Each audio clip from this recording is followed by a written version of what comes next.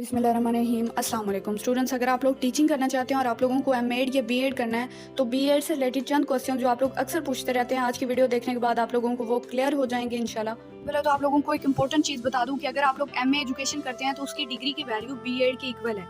Higher education commission ने MA education की degree को बीएड के इक्वल कर दिया है। देखिए, अल्लामा इकबाल ओपन यूनिवर्सिटी और वर्चुअल यूनिवर्सिटी पाकिस्तान की दो बड़ी ऑनलाइन यूनिवर्सिटीज हैं और दोनों यूनिवर्सिटीज बीएड प्रोग्राम जो है वो ऑफर कर रही हैं। तो आप लोग अल्लामा इकबाल ओपन यूनिवर्सिटी से बीएड करते हैं या वर्चुअल यूनिवर्सिटी से बीएड करते हैं तो दोनों में क्या डिफरेंस है, बीएड के वाले से कौन सी यूनिवर्सिटी बेहतर है। इसके अलावा वर्चुअल यूनिवर्सिटी में बीएड के admission fees, semester fees, subjects, duration सब डिस्कस करेंगे। देखिए, अल्लामा इकबाल ओपन यूनिवर्सिटी और वर्चुअल यूनिवर्सिटी अगर दोनों की डिग्री की बात की जाए तो दोनों की डिग्रीज एचईसी से रिकॉग्नाइज्ड हैं और दोनों की डिग्रीज की वैल्यू है। इनमें जो थोड़ा डिफरेंस है वो मैं आप लोगों को क्लियर कर देती हूँ। देखिए, वर्चुअल यूनिवर्सिटी में तो मैंने खुद डिग्री कंप्लीट किया है तो मुझे आइडिया है। यहाँ पे सेमेस्टर होता है 6 मंथ का, यानी कि उसमें आप लोगों का एडमिशन भी हो जाता है, उसमें मिड टर्म आ जाते हैं, उसके बाद फाइनल टर्म आ जाते हैं। तो ये बहुत ही मुख्तसर सा दौरानिया होता है। जैसे आप लोगों को मिड टर्म खत्म होते हैं तो फौरन ही फाइनल टर्म आ जाते हैं, यानी कि आपका सेमेस्टर बहुत ही कम वक्त में मुकम्मल हो जाता है।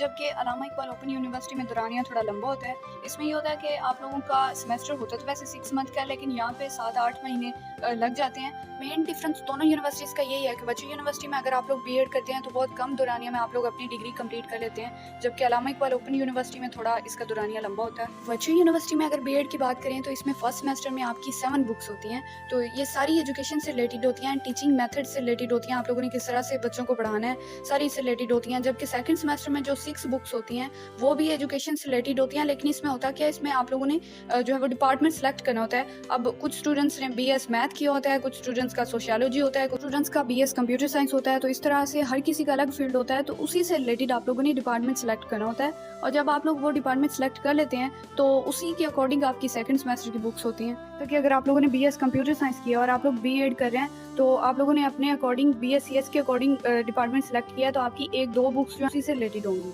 अब जो लास्ट सेमेस्टर यानी कि थर्ड सेमेस्टर है उसमें आप लोगों की 3 बुक्स होती हैं, 3 सब्जेक्ट्स होते हैं। उसमें आप लोगों की एक बुक होती है लेसन प्लान। तो इसमें आप लोगों को किसी भी स्कूल में टीचिंग करनी होती है, 1 या 1.5 महीने की टीचिंग करनी होती है और इस दौरान आप लोगों ने क्या पढ़ाया, कैसे पढ़ाया, जो कुछ पढ़ाया आप लोगों ने वो सब लिखना होता है। इस पर एक असाइनमेंट बना के आप लोगों ने सबमिट करनी होती है। स्टूडेंट्स, किसी भी स्टडी प्रोग्राम में आखिरी सेमेस्टर में आप लोग किसी भी इंस्टीट्यूट या ऑर्गेनाइजेशन में विदाउट सैलरी जो काम करते हैं उसे इंटर्नशिप कहते हैं और बीएड में भी स्कूल में 1 या 1.5 महीना जो है आप लोगों ने इंटर्नशिप करनी होती है। ये तो बीएड के सारे सब्जेक्ट्स थे। अब आ जाती हैं बीएड की फ़ी पे।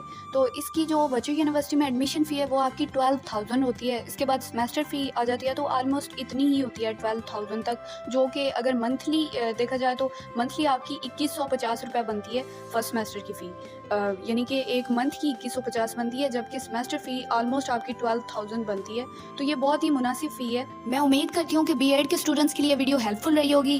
Best of luck students, thank you for watching. अल्लाह हाफिज़।